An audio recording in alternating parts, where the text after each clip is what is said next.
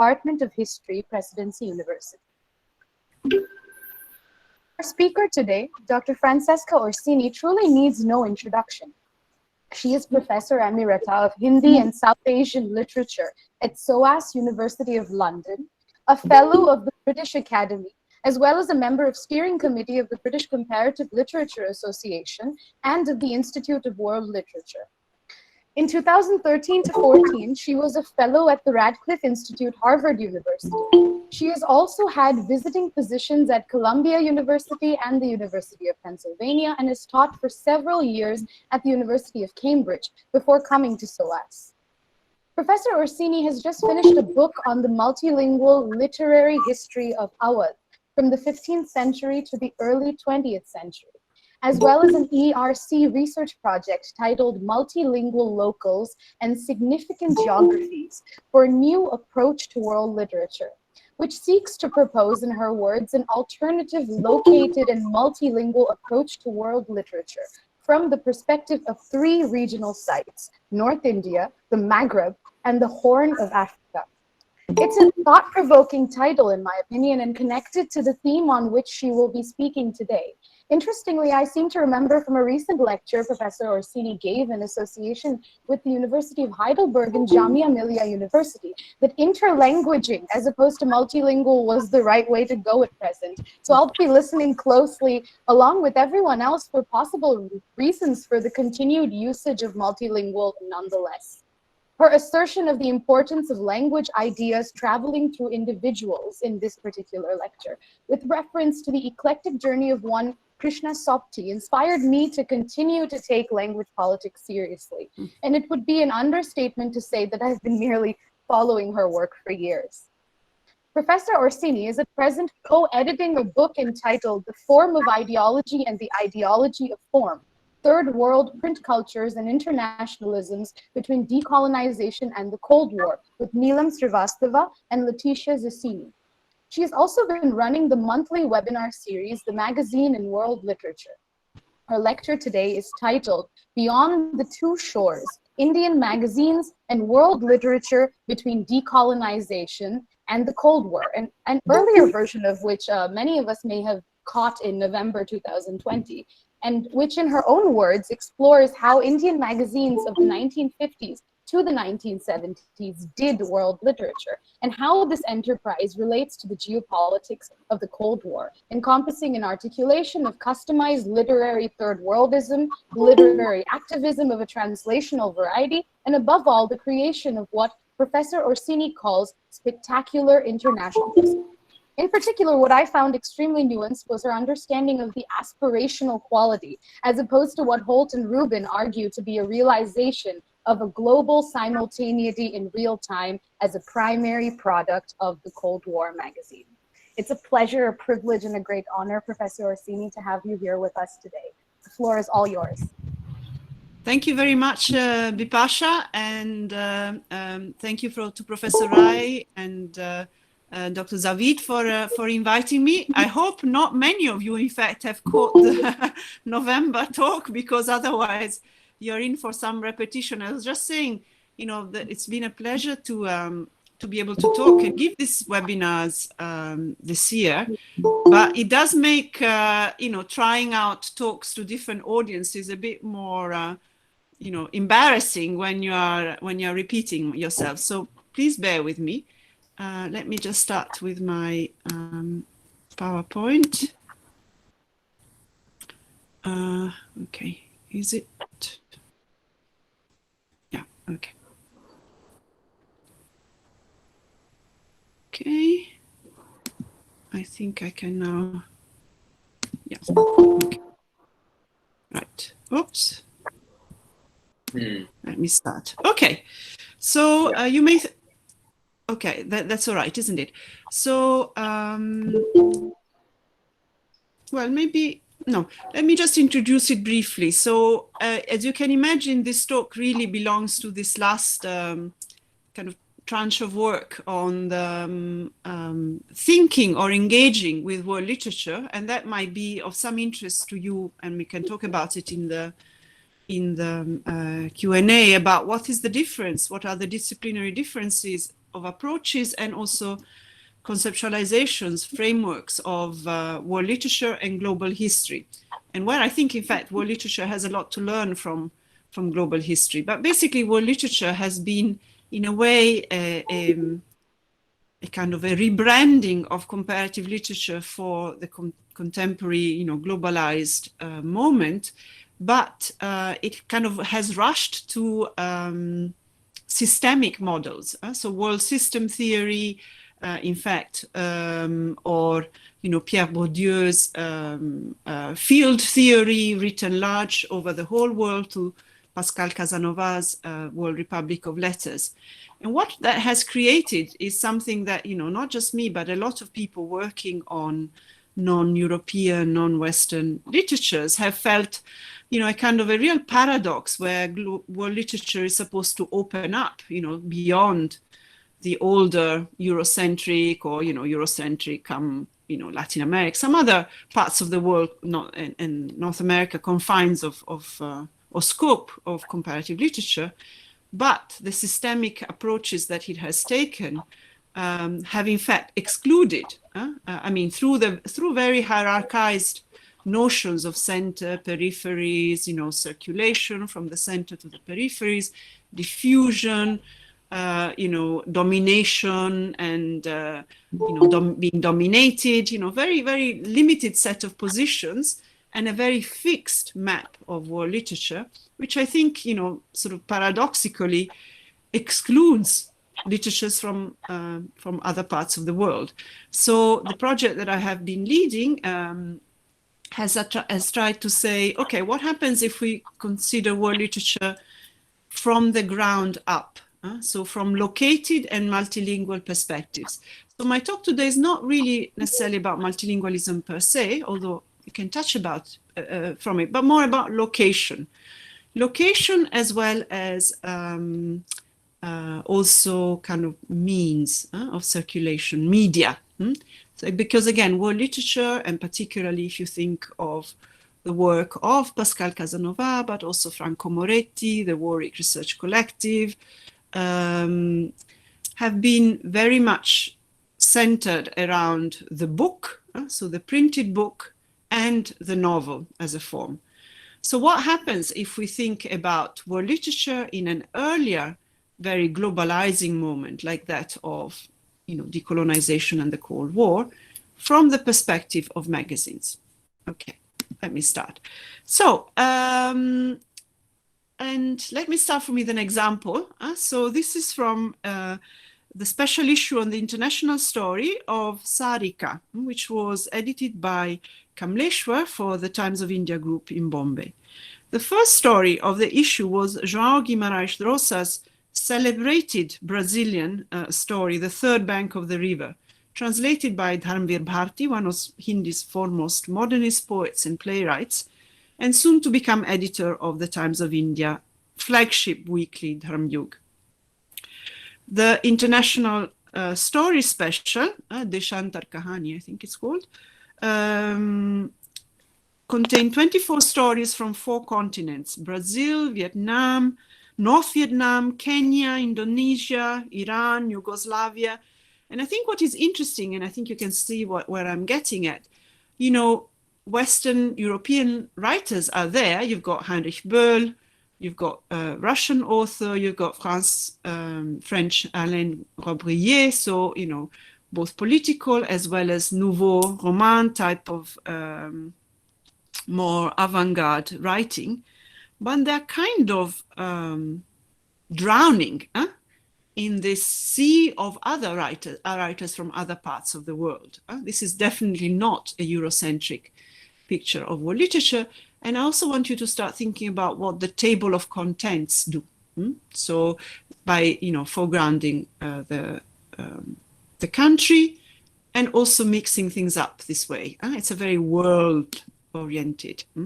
So this is Kamleshwar, who sort of had was a prominent Naikahani writer, was assistant editor of, worked at Kahani, then assistant editor of Naikahania, edited for a while, then edited Sarika for a decade before, among many other things that he did. Now, already before becoming editor of Sarika, Kamleshwar had brought out similar special issues, examples of what, as Bipasha said, I call spectacular internationalism, no? This kind of table of contents that really puts the world in front of you, and which made visible to Hindi readers much of the literary world. When he became editors of Sarika, the special issues became more frequent, some thematic, some more political, some less political. And for somebody like me, and perhaps some of you, who came to Hindi literature when the debate was all about how provincial Hindi literature is, well, these special issues have been quite overwhelming and certainly very surprising. And in fact, I know of no other mainstream magazine anywhere in the world that offered such a wide range. I'm still amazed that Hindi readers could read in a sort of monthly magazine, Borges, Ngugi, Pramodyananta Tagore, Garcia Marquez, Mario Benedetti, so all the kind of big names of world literature, post-colonial literature, Latin American, African, and so on. So part of my work today, and you can see this is about the magazine as a crucial vehicle and platform for making the world and world literature visible. And I really believe that we should add visibility to our keywords of world literature. So magazines have usually been discussed in the Anglo-American terms of little magazines, like Eric Bolson's book, Little Magazine World Form. And this implies that, literary magazines are little magazines, they champion modernism, they are, against the establishment, they are niche, they are also affiliated to each other in a kind of network. But in the Hindi context, I think magazines were simply the mainstay of literary publication. And in most cases, they can hardly be called small, in fact, like in Sarika. In the early 20th century, Hindi magazines were actually not small at all. They were, hefty monthly miscellanies of over 100 pages. And in the 1950s to the 70s, magazines ranged from very literally small imprints, indeed, to medium-sized enterprises, to literary political reviews, illustrated weekly broadsheets, both in English and Hindi, and of course, Bangla and other languages, and downright commercial time pass story magazines. So Sarika was a story magazine. It was of course, was a literary, thanks to Kamleshwar, but really a story magazine. Magazines like Sarika or Kahani aimed at a broad reading public and centered on the short story. And circulation ranged between 15,000 to 60,000, so many times higher than the print run of any literary book. So, sorry, maybe actually I can. So one of my questions today is, how do magazines do world literature? In different ways. Is the experience of world literature in the magazine different from that of the anthology of a book series or canonization through book prizes, which seems to be the way nowadays? So going back to Cold War, the Cold War, as others have pointed out, is a rich period in this respect, because Soviet Russia, the US, China, all had a political interest in investing in writers and texts from Asia, Africa, and Latin America.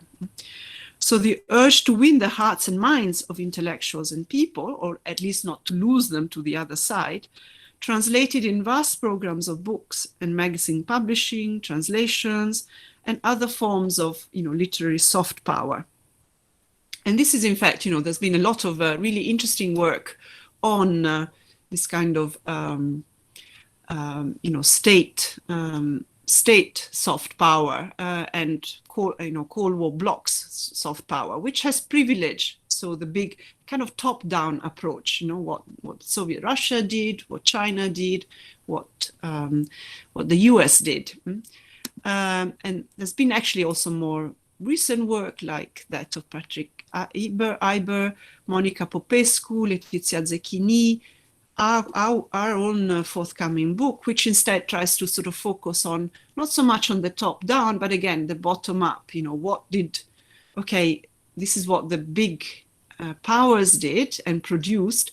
And in fact, that's the topic of my talk today. What did local actors do with it? How did they define? So if peace and freedom were the keywords of, you know, the US bloc and the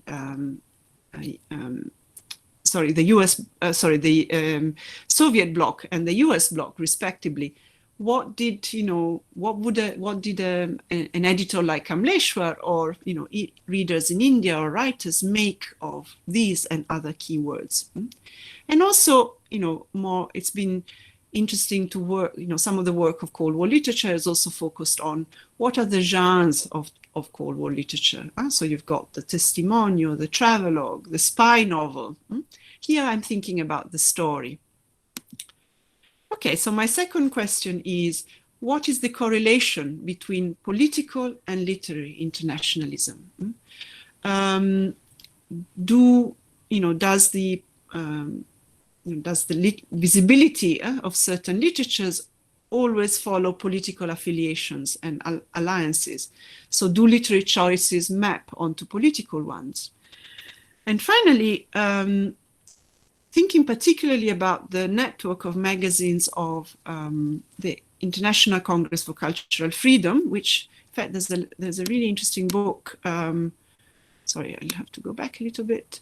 This one, Campaigning Culture and the Global Cold War, on the Journal of the Congress for Cultural Freedom. That really, and one of the arguments that scholars who worked on this, on their magazines, like Quest in India, for example, they've argued that they produced a global simultaneity of literary time for the first time, in fact.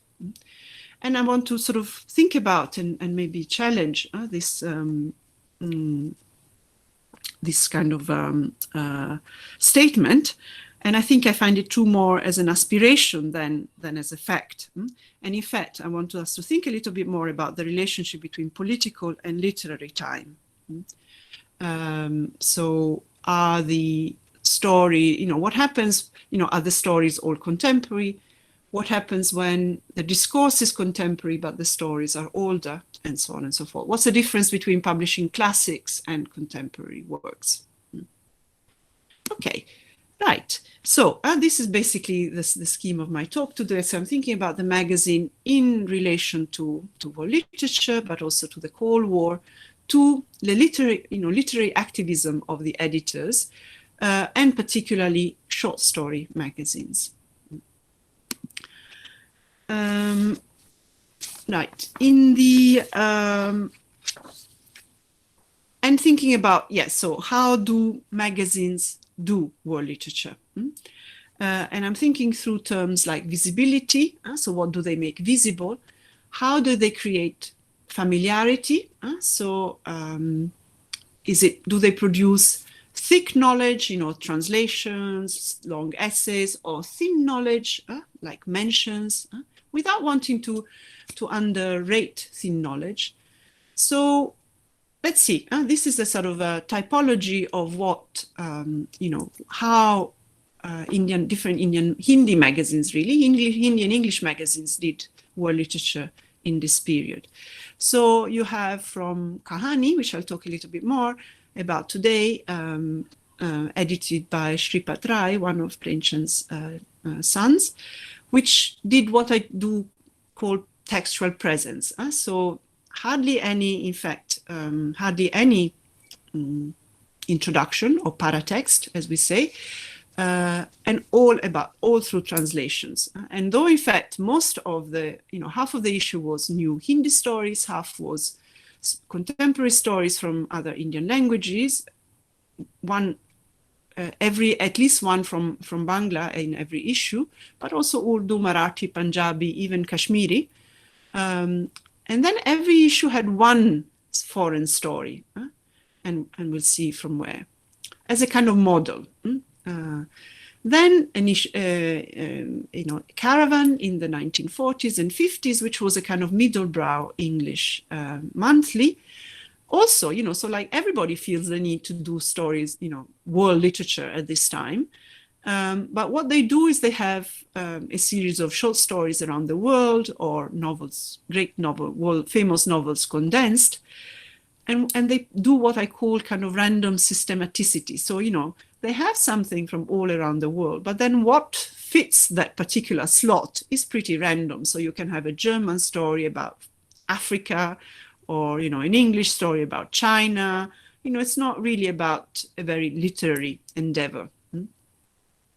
Then you've got magazines like Quest or Yug Chetna, which in fact calls itself a magazine of world literature, which rather than textual presence through translation, provide indirect presence through critical articles and very few stories or poems.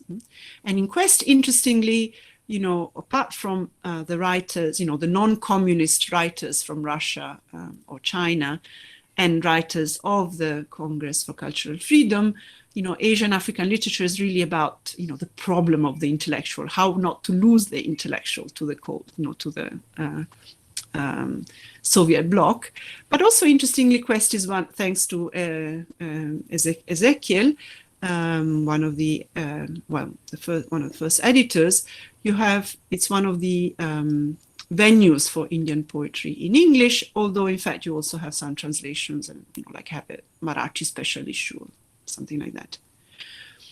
We'll also look at Kalpana, which instead of translations tend to do this dense, so thick knowledge, but through dense introductions, and then what I call the spectacular.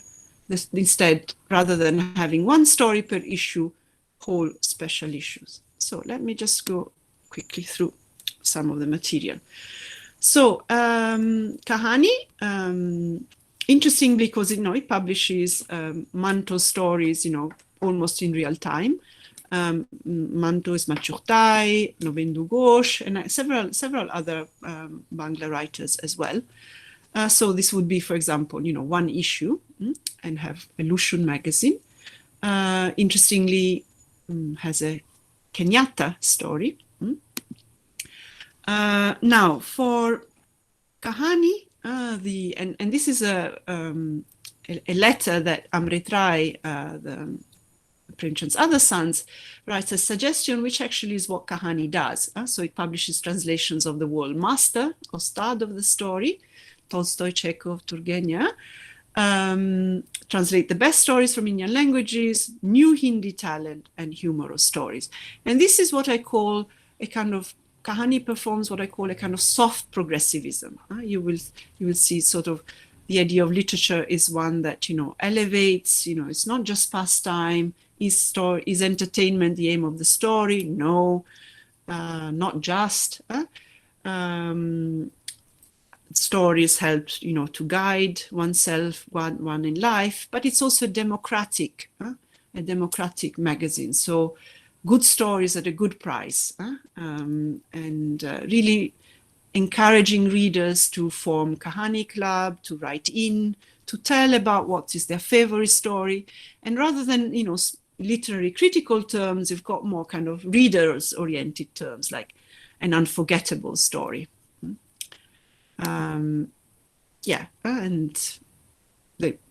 I can skip this. If we think about foreign writers, you can see that, largely from, this is the decade, of course, of Hindi Chini Bhai Bhai, lots from China, some from Russia, though interestingly, mostly Chekhov's, pre-Soviet, some from Eastern Europe, again, earlier ones, often, so not contemporary, as well as some Western European, these masters of the story. So all in all, you could say, again, from the table of content or the choices, you could say the orientation is towards, the Eastern Bloc. But actually, there are only a few stories which are, very, socialist, realist stories like New Age, where, this ideal Chinese worker and his fiancée, decide to have a simple wedding and have none of the kind of expenses and dowry and all that would, be traditionally be involved.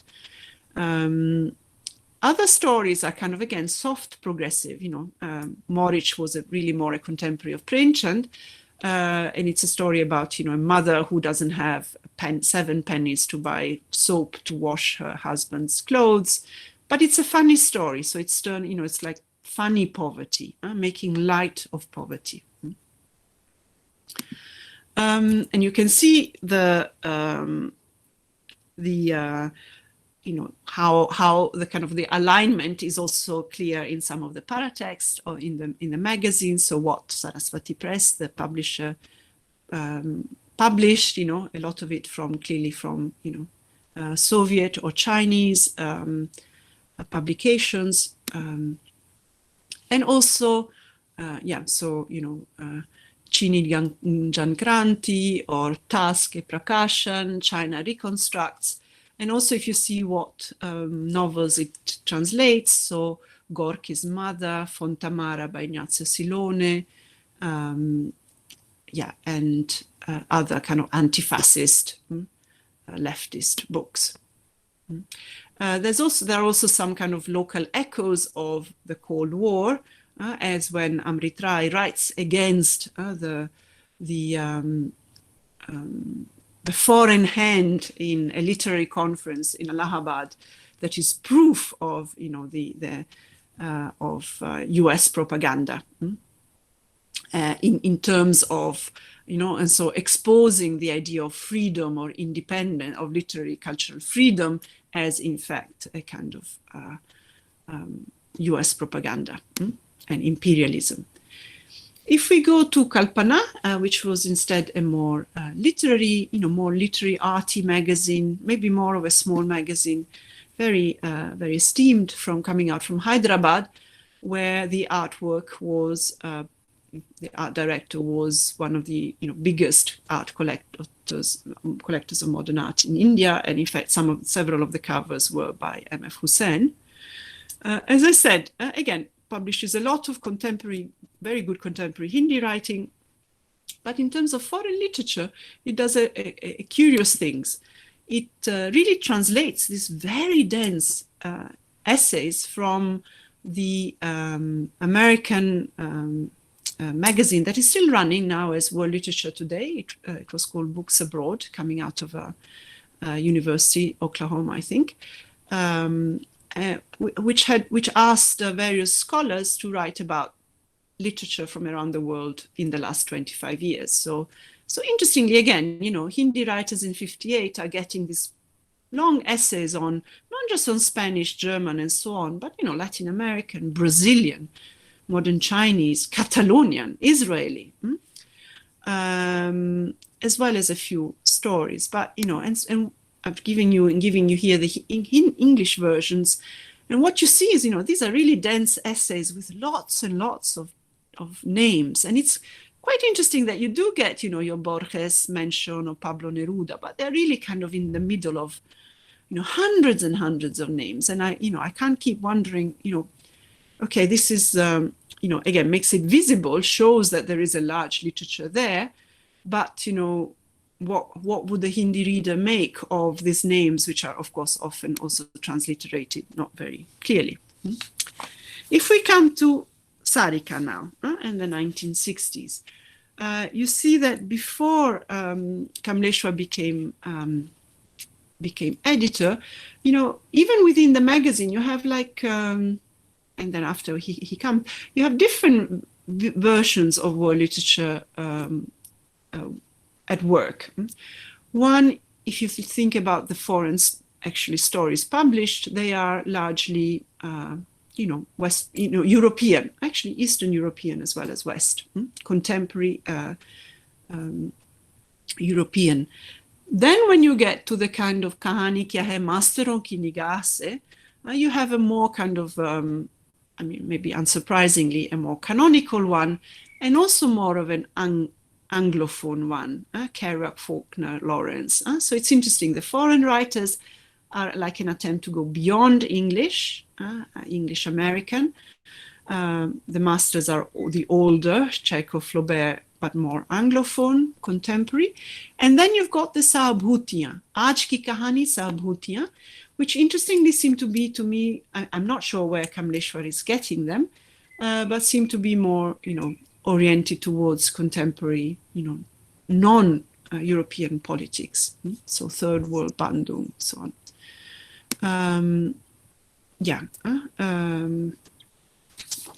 Okay, a kind of colorful potpourri.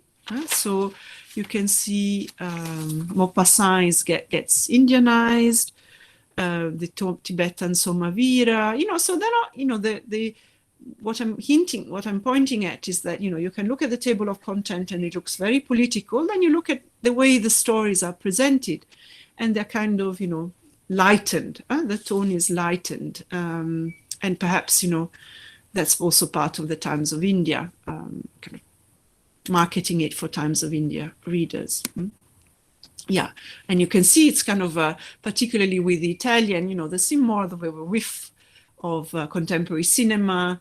And, among the autobiographicals, there's also Sophia Loren's autobiography and so on. So it's kind of potpourri. Now, the special issues, though, as I to repeat myself, I think perform what I call a kind of spectacular internationalism. It's really like the world is there. And what is the world? You already can see that before Kamleshwar, there's certainly an attempt to move out of just Europe or the West. And again, you've got Borges, you've got Egyptian stories, you've got African stories, Turkey, Japan, and so on. And you've got with Kamleshwar even more of an emphasis on the third world. And in fact, if you can sort of, although there are different layers to this internationalism, I think it's really interesting. We could see there's a whole kind of Egypt and Arabic, which is, however, the modern Egypt of Arabic largely. So Indonesia, and you could see, okay, this is, Nasser, Bandung, and so on. You've got a third world, global south. And then you've got, interestingly, even neighboring countries. There's a special issue on neighboring countries, almost like, the special issue as a political, relations. If we look at here's an example of the Latin American stories. However, again, the more political stress of the content, and as we'll see of the editorial, is kind of belied by then the choice of stories, which are really temporarily range from the very contemporary 70, 73, Cuban Calvert Casey. I haven't been able to find, the original dates for everything, to quite earlier ones, like Borges, and which then kind of get, and my argument here would be that the earlier stories, as in Kahani, get kind of lifted into the present by by being framed within this, contemporary. These are stories about the contemporary world, the new world of decolonization.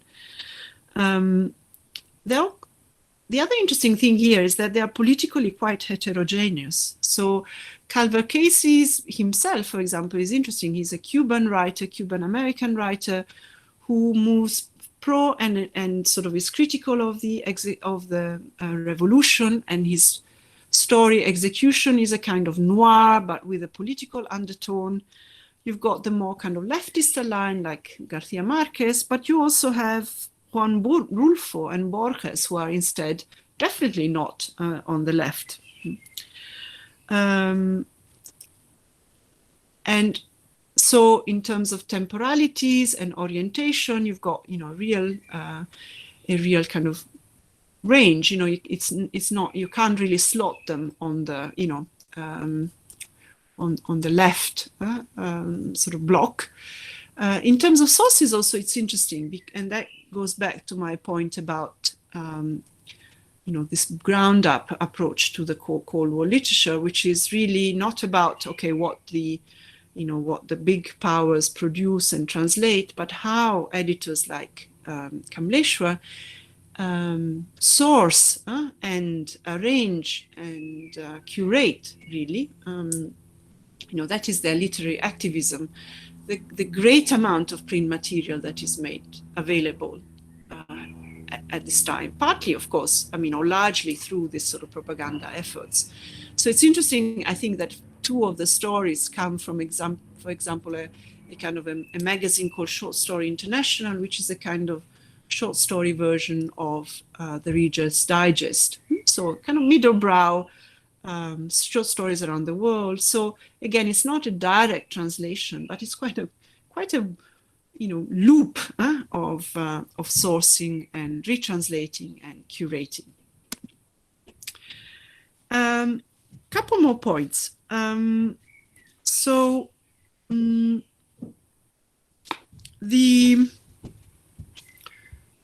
If we look at, and so another special issue later is all about African writers. So if we look at, the great emphasis on, already you can see in the number of African writers here, but even more in two special issues on Africa, make you think that Sarika must have, made use of the materials coming out of instead, the Afro-Asian print network. And let's look, okay, and I'm coming towards the end. So let's look at how he frames this choice of stories. So in his essay, in his short introduction for the Tisri Dunia special issue, which again has got this kind of interesting, depoliticizing cover, we have, quite a political positioning. So this is very much, third world, Tisri Dunia, geographical units gathered on a single platform. Again, this kind of soft progressivism, you could say. So literature has to be about and for the Jansamanya, the ordinary people, and positing this kind of commonality between, Africa, Latin America, Southeast Asia. Again, Dakshin Golard. So it's really, southern, the global South already sort of articulated now. And, you can see it's really kind of decolonizing third worldist position. In the other, already in the earlier issue of 1969, the title "Tired of Both Shores."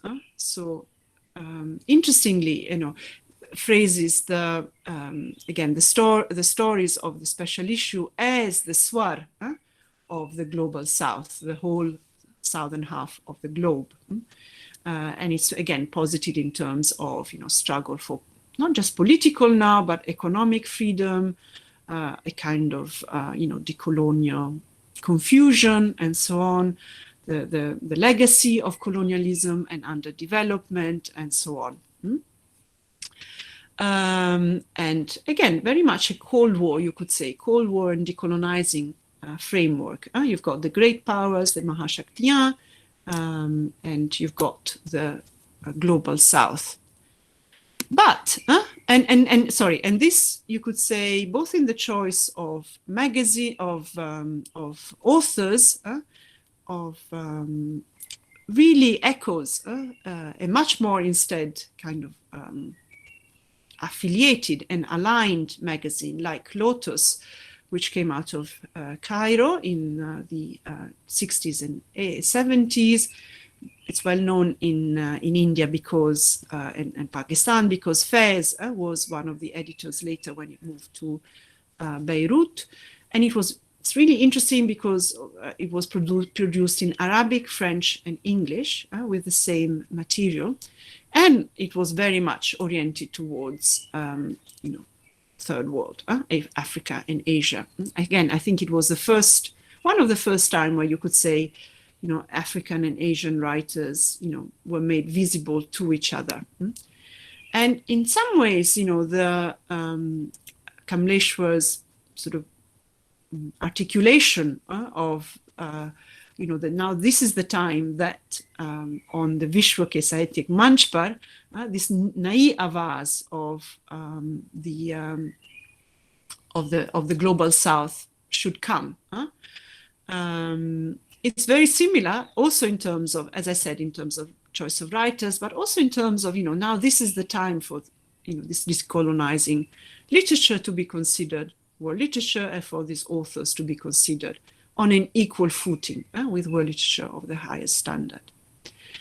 But you can also see instead the differences. So Lotus would have, for example, Lotus was very much aligned with Soviet Union or Eastern Bloc. So you have a special issue on Lenin with poems on Lenin, and you have, writers from the USSR and so on, which you don't find in Sarika.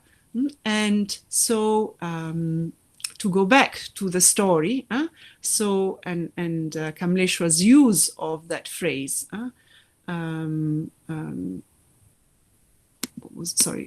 Kamleshwar's use of the phrase "tired of both shores," "dono taton se upkar."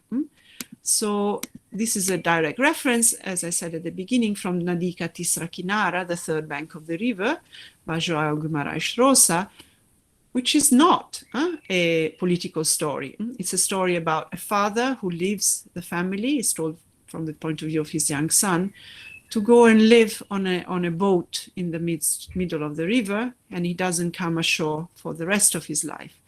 In his search for the meaning, the true meaning, the deep meaning, of life. And although the son and the family is puzzled by his kind of existential, philosophical search, when the father finally dies, the son also steps onto the boat and chooses the same life.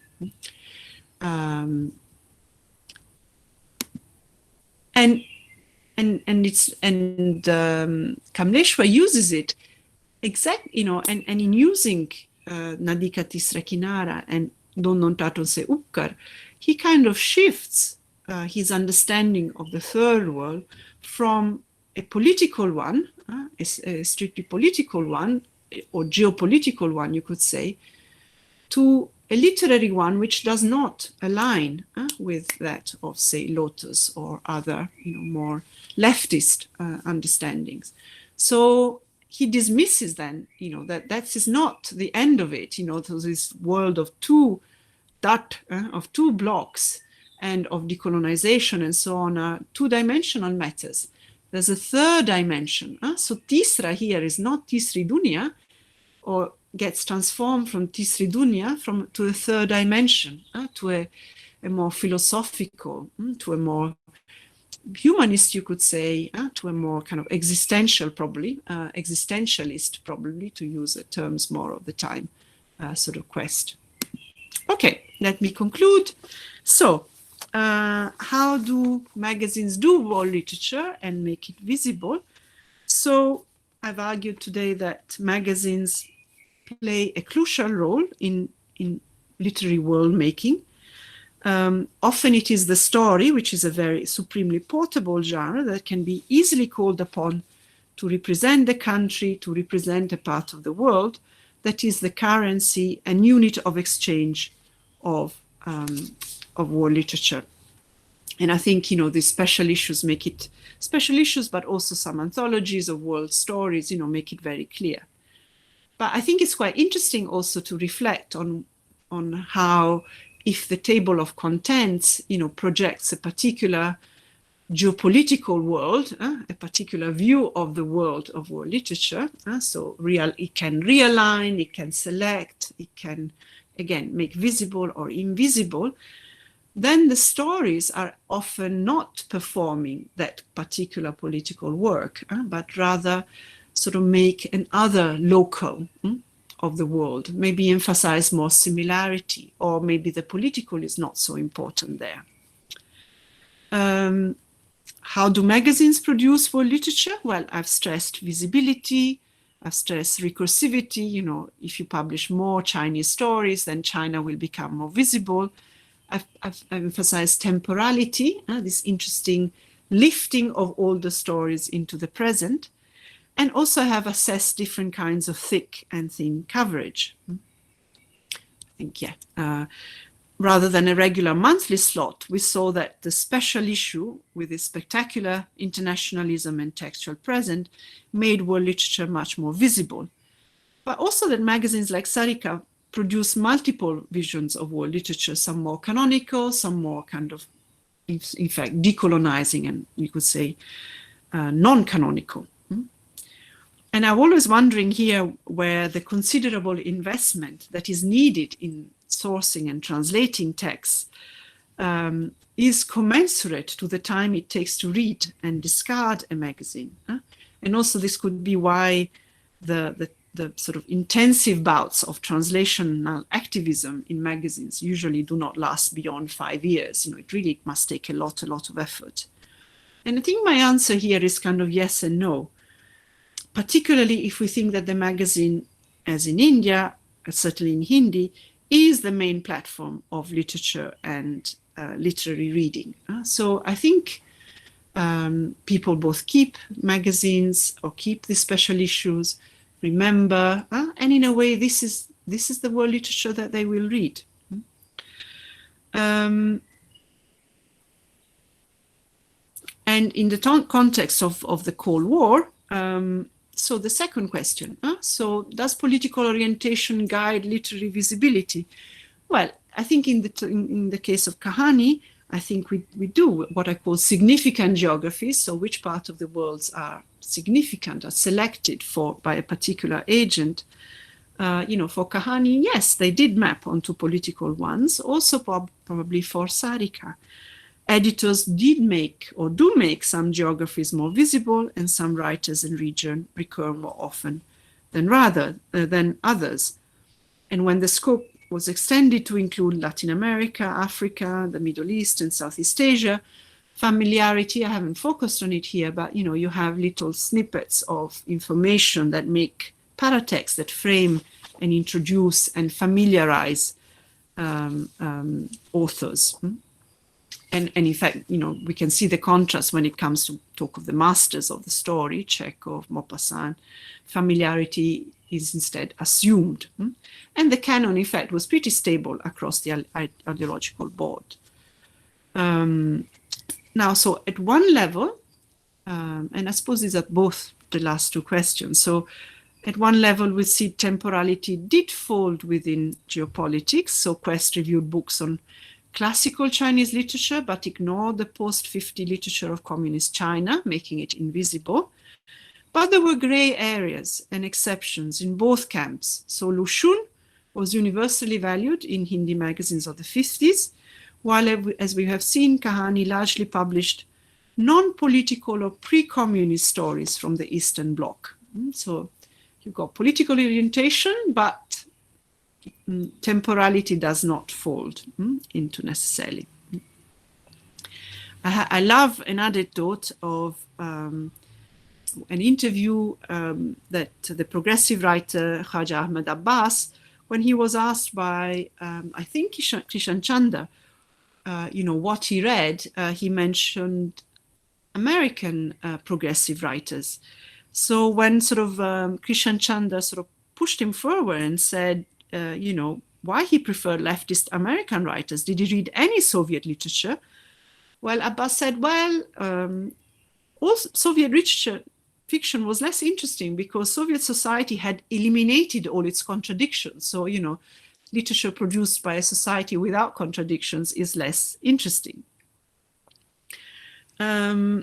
So in this respect, I think that, you know, the argument that Cold War magazines produced a global simultaneity of literary times, I think overlooks this kind of geopolitical transmutation of literary times, or this kind of mismatch between political affiliation and literary aesthetic.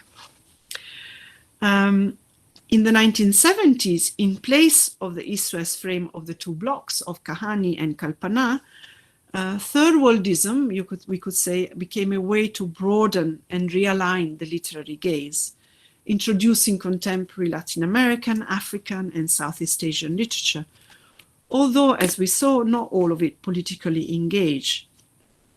And this literary third worldism, if we can call it that, also was, if we take Kamleshwar as an example and Sarika, was more aesthetically eclectic than its political orientation may suggest. As we've seen, it spoke to an orientation away from West and Eastern blocs and a curiosity to discover what literature lay behind the term third world. And that such a wealth of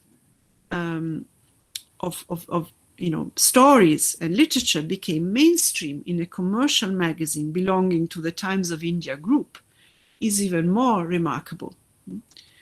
I have not found the wide-ranging, stylistically eclectic world literary activism of the special issues of Kahani, Naikahania, Sarika is really very impressive. I just don't see any parallel in the Western magazines I've seen, even those oriented towards the world, like Sur or the Paris Review. And in fact, from our current perspective, in what we can call the age of the global Anglophone, it is ironic that the decline of magazine activism in search of stories to translate may well be one of the unintended consequences of the end of the Cold War. And that has made, in fact, literatures from outside the global Anglophone and outside, the few major languages much more invisible. Thank you. Okay, so now I'll...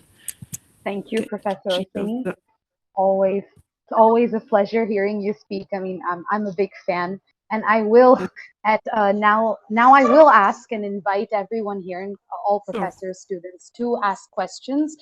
But before I do that, I can't help but ask one question myself. I'll try to limit myself to just one because I'm tempted to ask several, but it really goes back to a few of the keywords that you were using: significant geography, spectacular internationalisms, and how you tie that to what you call a disjunct between the political and the literary in the realization of global simultaneous time. I was kind of thinking as to what extent this internationalism was more national than we're likely to believe, in that the curating process may perhaps have been connected to diasporic origins. I mean, you mentioned Africa extensively throughout the talk. So I was wondering if figures like Kamleshwar perhaps were speaking to maybe figures like Ganesh Bhakti, who was an important figure in South Africa in the Makerere circle. I think what I'm really kind of going back to is a question that I've been asking myself ever since I heard the November talk, is that whether these engagements perhaps cannot always be found within the context of the little magazines,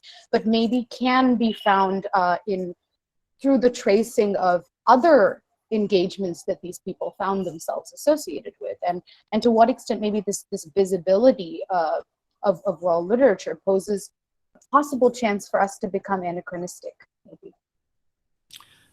Right. You'll have to explain what you mean by anachronistic in this case. Well, I was wondering if the reason certain of these internationalisms, or if we can call them that, are visible to us is because we have the benefit of kind of seeing a lot of other developments that these people may not have really considered to be internationalisms. Right. Okay, thank you. They're great questions. So let me take the international or national. I mean, and I've been also, been asked and sort of thought about, as you can see from the table of contents, the nation of the stories and the writers are always framed by the nation. And in fact, I got also a question saying, well, is this kind of fixing, and in a way also this very kind of the kind of the kind of yes, sort of fixing writers from the place they belong to, that that Tagore, for example, decried. But I think, again, it's a kind of it seems to me a bit more complex than that, in the sense that, as I say, that's why I'm trying to think. I'm still thinking through. The table of contents is actually different from the stories themselves. So possibly the table of contents works in the sense of, okay, I'm now going to show you these are not just African writers, but these are African writers from these various countries. Or Guimarães Rosa is not just a kind of rural modernist. He's a rural modernist from Brazil, and this special issue has writers from all these different countries. There's that, but that's not then what comes out in the choice of the stories. So the stories are not about nation, in fact, at all. They're often about something else. As the stories often are, they're often about a character, or here a sort of philosophical issue. So the nation really doesn't come there into it at all. And maybe another way to answer your question about networks. Actually, this is and again, I've been thinking about it more recently. This is why I'm so intrigued by Sarika, compared to, say, some of the other, of course, very interesting work and important work on, say, the magazines of the ICCF, so Quest and Transition, where you would have actually relation. You have I don't know, Dilip Chitre, remembering when he went to meet the editor of Transition and spend time together. All the kind of work on the literary congresses, so whether in Delhi, Bombay, Tashkent, and so on, where in fact a figure like Mulk Rajanan then becomes, a huge figure because he's always there. It's like a linchpin of all these meetings. Now, interestingly, Kamleshwar doesn't seem to have, and like Kamleshwar, so many other writers don't seem to have been part of that kind of, probably more affiliated, more network kind of, networks, I suppose. So for me, what is really interesting, and that's why I suppose I'm emphasizing things like sourcing, the idea that what he gets is really a very very heterogeneous, print culture that is partly, and I think this is really interesting, that is partly the product of Cold War propaganda, and I think, or propaganda, or diplomacy, or whatever we want to call, where of course the national then also comes in again, and I think that works kind of both ways. So I recently we recently had, as part of our project, someone translate some articles on Indian literature. I can also put them on the in the chat, written in Arabic from Arabic literary magazines. So now recently I found out by looking at the table of contents of the Arabic magazine brought out by the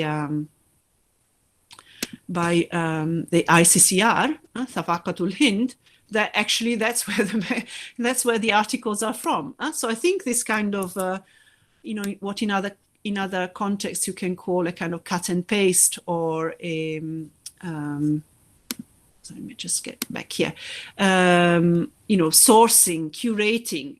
Of course, you could use other words for it. You could use plagiarizing. You could use reusing. But I'm rather saying no. The fact that they are not translating directly from Indonesian or Arabic doesn't really matter for me that much, And in fact, again, that's to me also points to the important role that that English in the case of India, French in the case of other, post-colonial countries played in terms of, as a medium. So again, another argument that I would make is that instead of the kind of really strong post-colonial understanding of languages where, then English is, if you're using English, it means you're still dominated by English. For me, this is really a kind of decolonizing English, using English as a medium to get to provincialize it. I mean, for me, those table of contents where there is, there may be one English story, one French story, one German story. And of course, there are important ones, actually, Beul and Robbe-Grillet. That's, I mean, he must have had a really good good taste and good choice, because, Robbe-Grillet's stories is like his most famous stories, the one that is always anthologized. And that appears in Sarika, in the 1960s. I'm just amazed. Well, I'm as amazed sorry. as you are. So yeah. Right. Thank you so much. Sorry, can I ask a question, sir? Yeah. With this, Salaja, Yes, sir. go ahead. Good evening, ma'am. I'm from PG1, like I'm doing my postgrad first year. So I had a question regarding the magazine print, because I'm not referring to the literature. Because even regarding the aesthetic, there will also be pictures, paintings, illustrated. So I wanted to know whether these Latin American artists who were prominent in the left side, like Diego Rivera and Frida Kahlo, did they also have any representation in the magazines, whether in north or south of India, like in these magazines? Right. So the I think the illustrations of Guimarães Rosa's story was his own, but I think that's more or less the only case that I think, in which that happened. I mean, as you can see with Sarika, and that's possibly also because of the Times of India, funding and so on, it's more colorful. Some of it, as you could see, sort of, to me, I mean, I haven't looked, I haven't researched the artwork particularly, but, and who the artists were, but, you can see that there was, some kind of, echoes of films, certainly for the Italian ones, the visual representation seems to be that of, the visual association seems to be that of, films, but in other cases is not really. In that way, they are a bit unlike, the more the heftier, at least Hindi magazines of the 20s and 30s, which had more real, color plates or art plates and so on. I mean, I think, you get in Hindi what you get actually then for decades, this often quite, what I call rather, I don't know, scary black drawings, and often, in fact, the drawings are quite, are darker and more than the story themselves. But I don't know, it's been really difficult to find, of course, because there's no reference to where they are sourcing the stories from. So I can't say whether, the illustrator got an image of, of the either the original publication of the story or anything to do with that. Seems to work more with, so, okay, for Sri Lanka it will be this, for Tibet it will be that, and not really, not an engagement with contemporary art.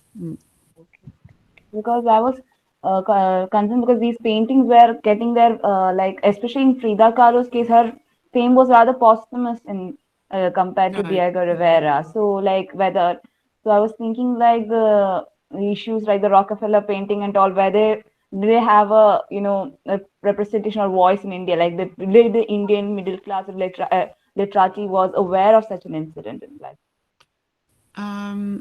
So I wonder then, whether in that case you really have to go more to the, to some of the little magazines that Anjali Narlekar or Letizia Zecchini, have, Vrishchik, those magazines produced by artists and poets. Yeah, ma'am. And, Roanne Cantor recently, she's got a book coming out on, Latin America, the awareness of Latin American poetry and art in India. And the role that Paz plays and his relationship with artists and artists like Swaminathan and so on and so forth. But so I would imagine that they would definitely be aware of. But so that would be the place to look.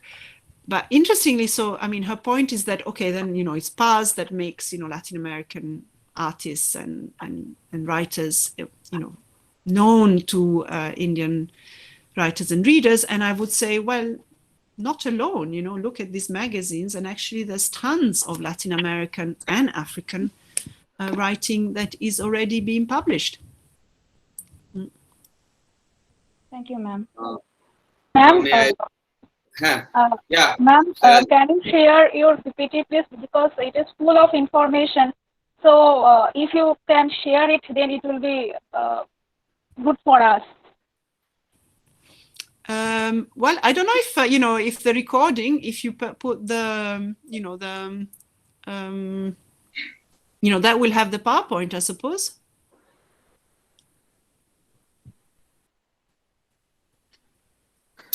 Now I request to the Sagni Bhattacharya. What is your query to the Professor Orsini? Thank you, sir. Thank you, Professor Orsini, for that absolutely wonderful and interesting lecture. My question was that this kind of internationalism that you talked about in these magazines, I've also noticed them in the what was called quote-unquote journals from the 1960s and 70s. Sure. Yes. Magazines. I primarily looked at English magazines published from India, like Now, Frontier, Mainstream, and all of them. They were largely reporting such international incidents, events, also news clippings, translations from local newspapers, in order to create a coherent narrative of global decolonization and also of global revolution in the case of certain magazines like Deshabrati and Liberation, which went into the creation of a consistent idea of a third world, which was affirmative. So do you see in these magazines that you discussed this kind of an attempt to create an affirmative definition of the third world vis-a-vis the negative definition, as in neither this nor that? No, I mean, I think that, I don't want to put, of course, to, make Kamleshwar as a representative of, more than his own position. And I think, I suppose I focused on him because, I don't, as you could see, I didn't find a similar, investment in foreign translations, but also really, Kalpana is interesting, but it kind of, basically, reuses, a kind of a source rather than, curating it, you could say. Yes. But as I said, what I find really interesting is that, I think for me it was very affirmative. It was very affirmative, but at the same time it was not aligned with what you would expect. So in Lotus or in the leftist, more Marxist or communist magazines in India, then of course you would think this is the third world that they embrace, and it's very. But with Kamleshwar, I think that for me is like even more interesting. That then it's not about third world, and then these are the writers that we will that represent the third world, or this is the aesthetic that represents the whole world. But the fact that the sort of which of course is what it's often the accusation, from the other side, that third world or Eastern Bloc is all about socialist realism, and then it's less literary, and it's it's not, the literary value or the aesthetic value is missing or limited. So for me, the fact that Kamleshwar kind of a little bit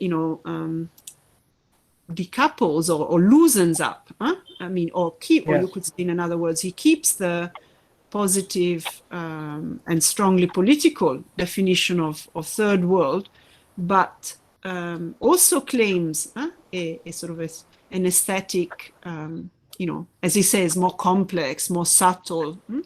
Of course, there's a way in which, and this is clear in his essays on the Egyptian story, the Iranian story, the Indonesian story, in which in fact he reads the development of literature in those countries very much through a Hindi Nai Kahani lens, so that you have the modern story, and then you have social realism, ancient style. But now that is not enough, and so the modern writers are more complex, like the Nai Kahani writers like himself. So, you know, there's that too. But I think in broader terms, I mean, as I say, you know, he publishes Borges and Garcia Marquez and, you know, all kind, and Anand Tator and Mohtar Lubis, you know, so again, the choice of who he publishes is very eclectic. Yeah, thank you. I say that another N.S. Gundur, he raised his hand. Yeah. Thank you, Francesca. I liked your presentation and inspired by, especially by your book. Ah, thank you. You know, yeah, I am working on Kannada literary culture. It's southern part of India. Because of you and Sheldon Pollock, I'm working on this. And so my question is not particularly about today's topic directly, but I'm interested in the kind of work you are doing. So my question is, my question, I have a couple of questions. You know, number one, how do you describe your study of literary systems? I mean, how and why your work is different from the analysis of literary text, which is mostly practiced in literature departments. And how did you come to this field? And I am also amazed at the way you have collected the archival material of Indian text. Right. Well, I mean, the archival, you know, the magazines, in fact, I mean, the earlier magazines, which were the basis for the Hindi public sphere, were all from the Hindi Sahitya Sammelan in Allahabad and the Nagari Pracharini Sabha library in Banaras. So, you know, you've got the magazines there, you know, it's not, we have to come and collect them. It's true that the later ones, also simply for ease, they were all in Chicago. We don't have actually many magazines in the UK for, you know, we've got books, but not so much magazine. And for me, the study of literature is actually not an either or, you know, so it's not a, you know, either you study, you know, what people would call the sociology of literature. So, you know, institutions, writers, you know, fields and so on, or text. Although in fact, I mean, I find myself often, you know, which is why I suppose, you know, historians like my work, because, you know, I find myself always wanting to know more about the sociology and the historical context and try to so combine the study of institutions, of movements, of you know, events, of you know, broader debates within society, then with literary texts. And again, not thinking of literary texts as some kind of, you know, reflection of the history that is already there, but as intervening in the debates, oftentimes, you know, prefiguring. So if I think for the Hindi public sphere, all the work about, you know, so, you know, what you call the, you know, what I call the social romances, you know, so how to imagine, you know, relationship between young men and young women often, you know. So all of that, you know, sometimes there was an issue that was a burning issue, so that was there. But then the treatment, the characters, what they did, what they thought, what they said, you know, was not realistic as kind of reflecting. It was more like projecting. What is a, you know, Frederick Jameson has an interesting, I mean, has a great phrase, you know, what is the narrative solution? How do texts offer narrative solutions to real problems? So often the problems, the question, the dilemmas, the tensions, how can you be this and that? How can you, you know, live this kind of life within this particular, you know, political or social context? You know, the answer is not there. So the text offer an answer for that.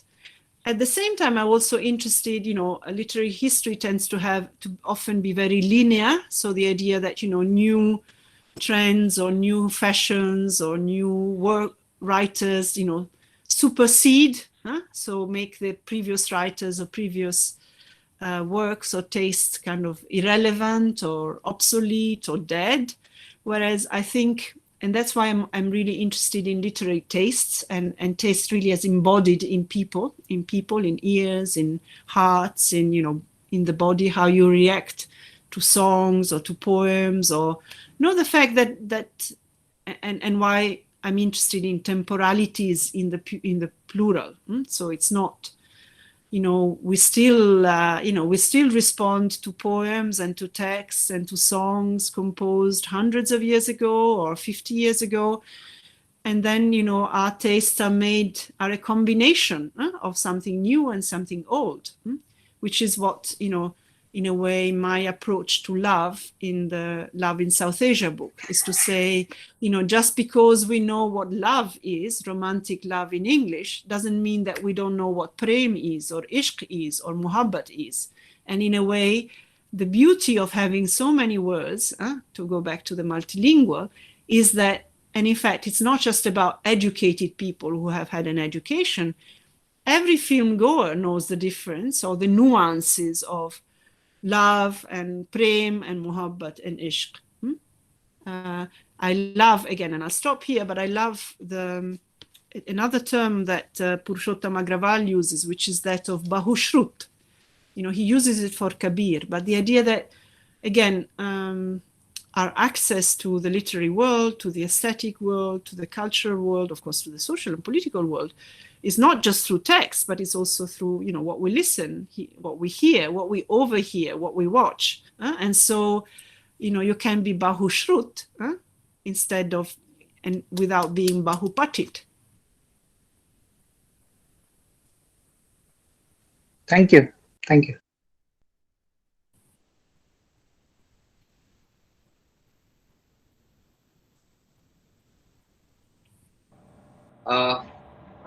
If you allow, Professor Francis, then we have to take up 2 more questions. Sure, yes, sure. Okay, so now the Pankti Desai, are you here? I saw that. Yeah.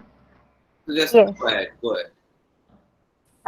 Yes, it was quite an interesting presentation, and I'm working on Gujarati Little Magazine. I'm archiving and theorizing, and wonderful. it is almost 1960s to 80s only. Oh, wonderful. Yeah, so I'm just curious that you just showed that index, that the kind of selection and all. So does the editorial say something about the kind of selection and translation? I mean, as you know, this kind of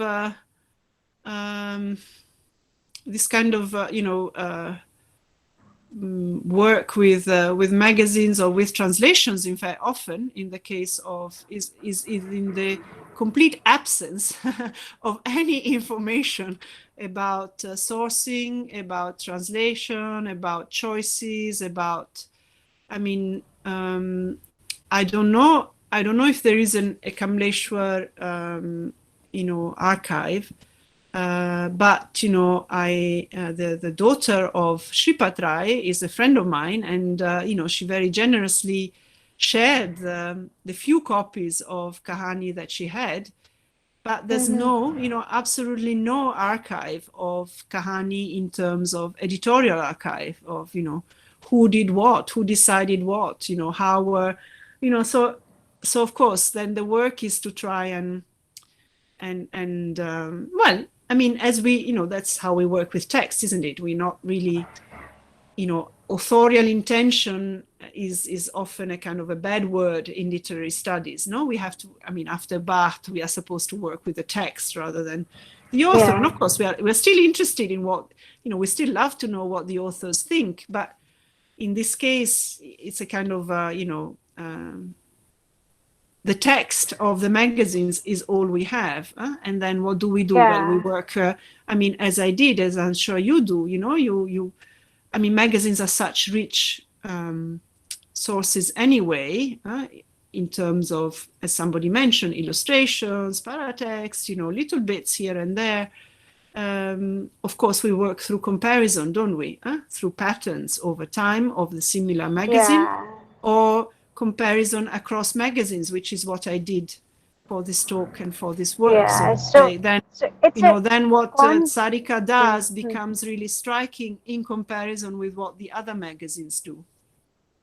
Right. So it's a conscious or unconscious choice, we don't know, but there is a We kind don't of know. pattern. Yeah. So come to the Yeah, I mean, it could conclusion be, that this is just the what kind. was available, but, still, the fact that, I mean, so for me, it's interesting to think that, probably a world literature, a world story, and I've looked, of course, I've looked at, world story anthologies or, special issues in, well, that you don't really have story magazines like that in Italy, for example, or I don't think even in England, but, I can imagine that a world story issue in Italy or England or France at the time would not have been so predominantly,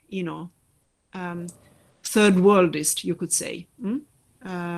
So, the fact, I think if we can imagine, and of course it's pure speculation, if I can imagine an Italian world story issue of the time, it would have probably been, 3/3 European, very, very strong True. European and North American, and then maybe a few, one, this more tokenism. So I think, for me, Sarika is really interesting because it goes beyond tokenism. Right. Thank you so much for answering. So, Mridu, I saw that you raised your hand for a long time. Please go ahead. Are you all right, Francesca? Is that okay? Oh, yes, very happy to. Great, absolutely fantastic, fabulous lecture. I just, I love so many of these ideas. I mean, I love the idea that English is just a little medium and really not, I mean, the canon has lots of other people. But so this, you're talking about making world literature visible, right? And visible to Hindi speaking and reading audience. So in that, I mean, I don't want to take away the focus from the world literature part and, sort of, the transnational, the internationalism, etc. But since it is for a Hindi-speaking audience, and I'm just thinking of the decades we're talking about, at least, for Sarika, is it, and also because you've told us that there's some pretty eminent Hindi literators who are also associated, like Amrit Rai, as you said, right, with the project. So is it an important part of the project, to sort of shape the Hindi into which this literature is being translated? I mean, is it just rendered colloquially, or is there a new formalism that they're trying to create? And especially since that is the receiving audience. And I mean, I think it's fascinating that you said, that this is really meant to be just kahanis for people to read on the train, at leisure, etc. But I think I mean, it's still a little more serious than, let's say, the other magazine you'd shown, Sarita, right? Which seems a little... Or, you have Manohar. So in fact, the whole aim is, at least of Kahani is, according to Amrit Rai, is to wean away, readers from Manohar Kahaniya and Maya, which are the more, the more... and you yourself mentioned that there's an attempt to elevate, especially with Amrit Rai, and I loved, I took a screenshot of the Amrit Rai slides. So he's also being, I mean, there's the other project, of course, that you mentioned that I found fascinating, that yes, there's the international literature, world literature, but there's also that importance given to translating from other Indian languages. And Amrit Rai says, don't just translate only from Urdu and Bengali, but go to Telugu and Tamil, etc. But in all of that, because someone like Amrit Rai is giving this advice, he's also suggesting from that slide, because I've got it right in front of me, he says, right, don't go to the old classics in Hindi. And he's also saying, so hold back a little on the Hindi. So it's I mean, in that sense itself, this, the story you told today is fascinating to me. This is not sort of the, what's it called, the chest thumping, Hindi is everything kind of attitude towards it. But it really sort of, I mean, I kept thinking, is the language being cleaned up? Is it colloquial? What is the, how is this world literature that is unknown otherwise made? Right. If that's the project, then does it stop at that? So you just use colloquial Hindi, but it is literature that you're translating. So and it's a project in print in a language. Sorry, my questions I just have one little tiny question just in case I forget. Has it disappeared, Sarika?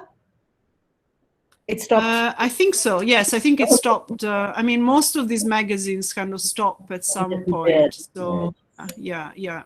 So in fact, just if I can just share my another slide from another, just for your interest.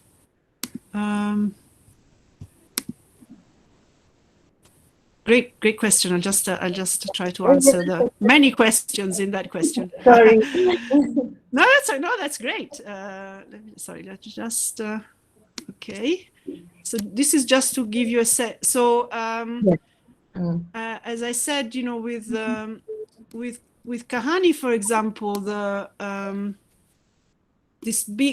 with Kahani, the emphasis is really more on Indian literatures rather than, or Indian and Pakistani, you could say, literature rather than foreign literatures. So you can see how many, and in fact, this incredible amount of translations. I mean, and again, to see that 5 stories by Manto,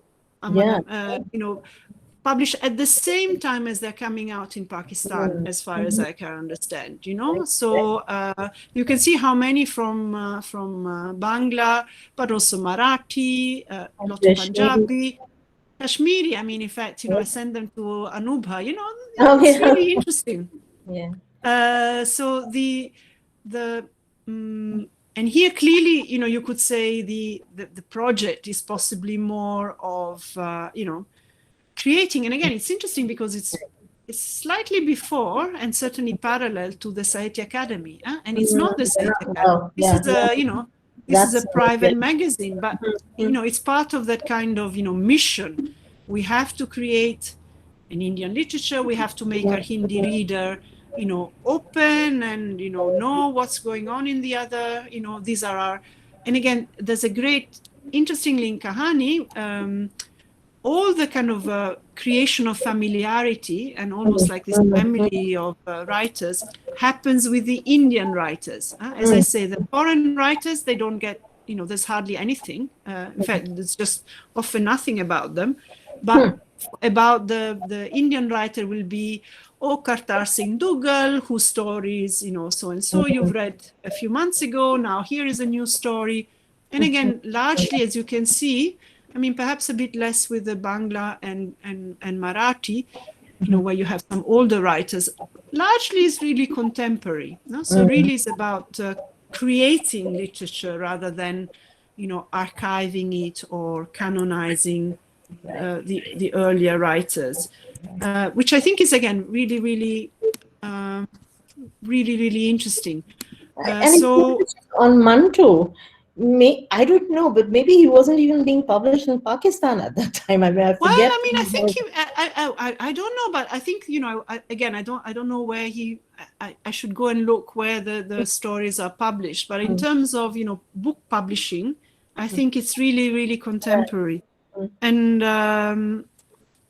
now, in terms of so I think it's creating this open-minded Indian reader, definitely, Hindi reader, definitely. So very different from and again, it's like, I mean, Kahani is known for launching so many and new and young Hindi reader. I mean, it's amazing, it's like some of the other magazines of the time, it's like a who's who of Hindi literature, like all the writers that Krishna Sobti, a very young Nirmal Verma, Manu Bhandari, they're all published there, and their famous stories are all published there. In terms of translation and the language, however, and that is, I think, is really the weak chain, the weak link in the chain. This is great, but I think instead what you get is, I mean, I'm still, again, thinking about it, but I think is a kind of consequence of the possibly non-professionalization, possibly low low payment, even, low esteem of translation, or you can see that when, for example, when Dharmir Bharti translates Gimaraj Rosa, when Nirmal Verma translates, Hashek or the other Czech writers, they're good translations. They're really, really good. Largely, they're not good translations. In fact, as often happens in Hindi, the default language of translation is a very cliched one, very Sanskritized one. Oh, God, so apart from the Urdu ones, where you think the Urdu stories, which I think are basically transliteration, it's a real shame. You think, this is such a good story. The translation is not that good. It's not unreadable.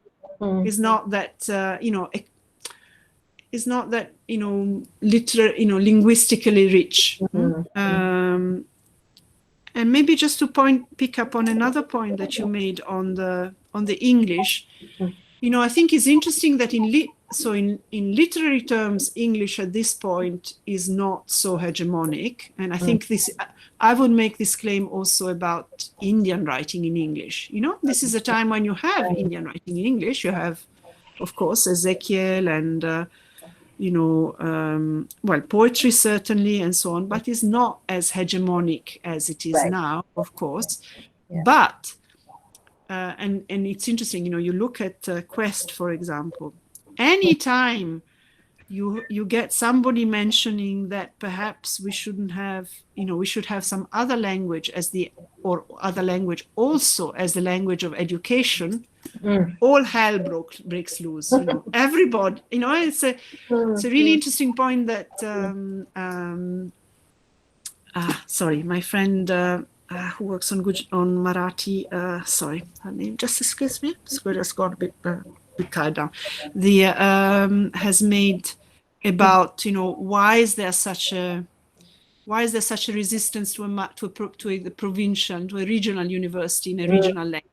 Why that, so English in education is hugely entrenched. And that is when, even people like Mulk Rajanand come out and say, oh, but we should not, oh, it's so risky, this risk dividing the country, and, really. So, in which is why, I try to emphasize saying, okay, yes, post-colonial English as an educational language of public life, yes, it's up there. In literature, not at this time. And there's a really interesting tension there, I think. Yeah. Thank you. Thanks, Francesca. Okay. You're muted, Salim. Salim? Mute. Sorry. Actually, Jaita Ghosh would like to have some queries with you. So allow to take up our last one more question. Sure. Jaita. Hello, ma'am. Yes, sir.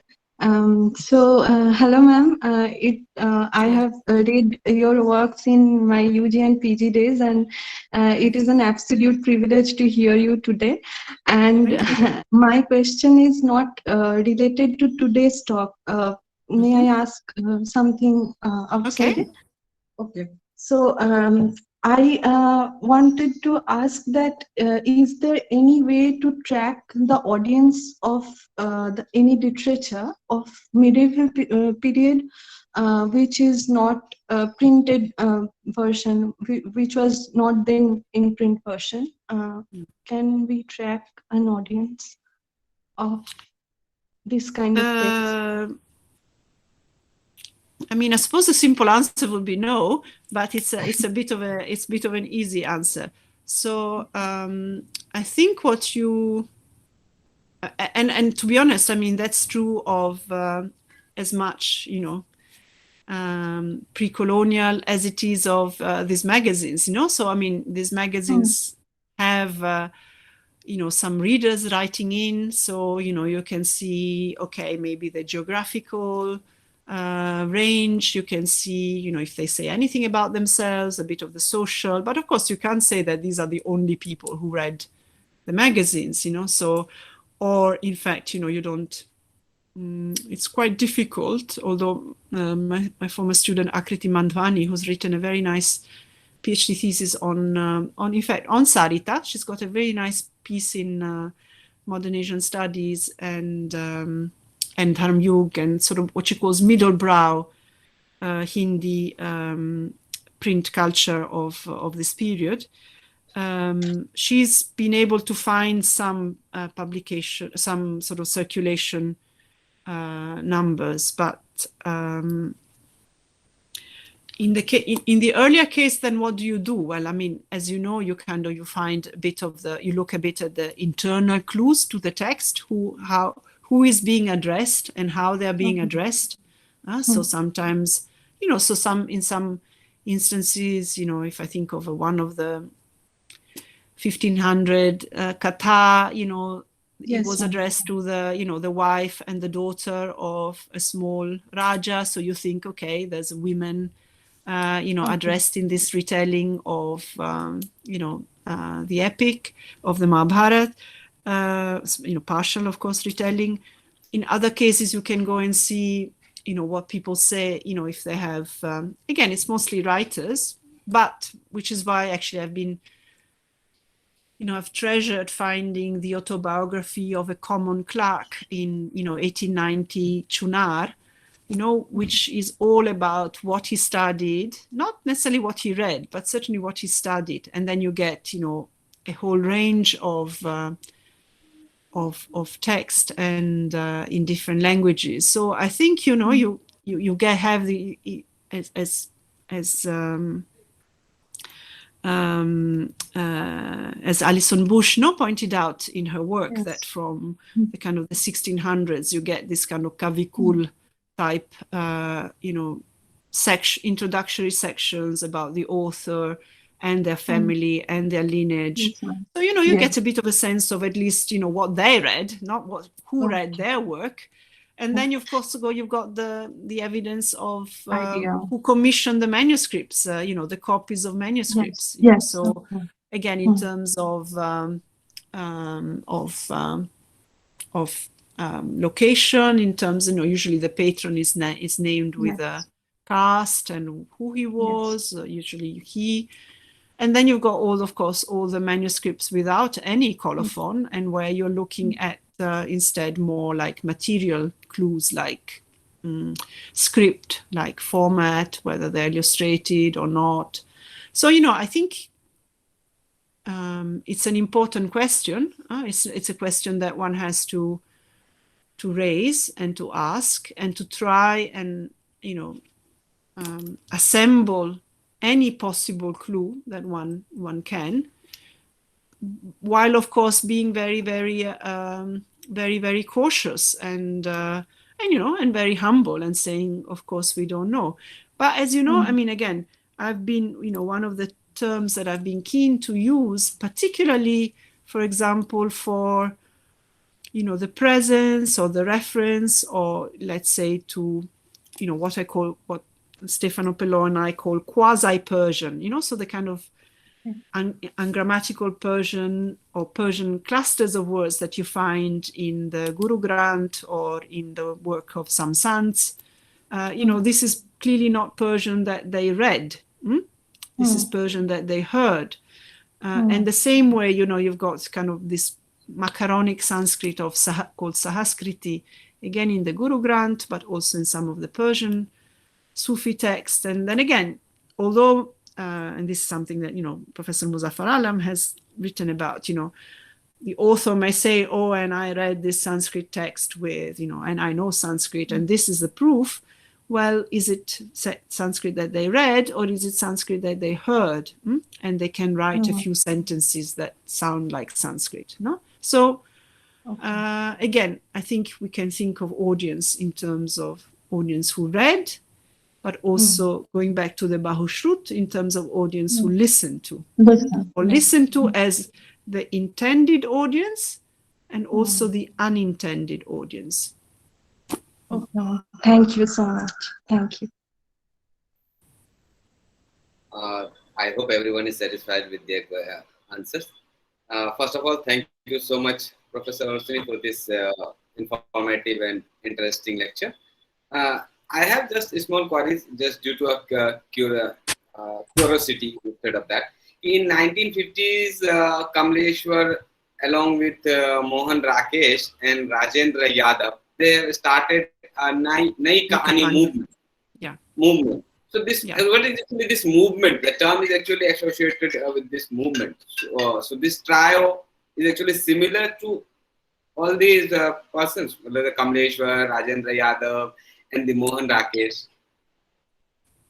So, what is your question? So actually, what is this movement? Actually, this Nai Kahani. Oh, right. Okay. Okay.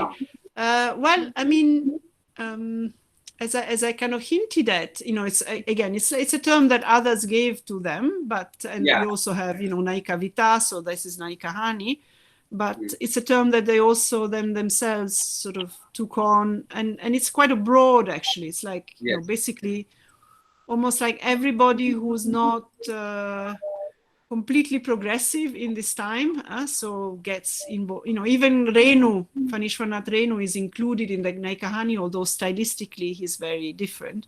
But certainly, Manu Bhandari, Nirmal Varma, and the way they theorize it is, this sort of keywords of what was it? Anubhuti ki pramanikta.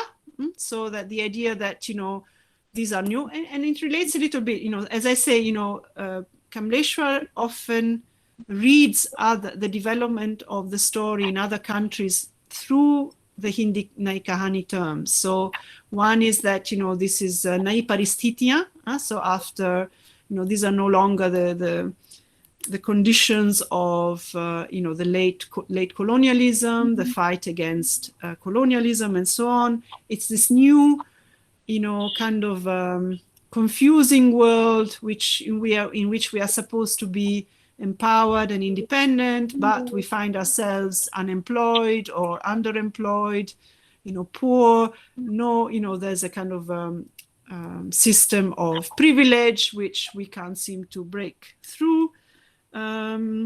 They formulate a very kind of clear, they very polarized also, tradition versus modernity. They're very, very kind of this, so we are in this modernity, which is a confusing modernity. And then there's, the traditional family and the disintegration of the family. They're often using very polarizing terms. Relations between men and women are very confusing, so it's all about crisis and confusion, and but also being true. So this is why being true to how these Nai Paristitiyan feel.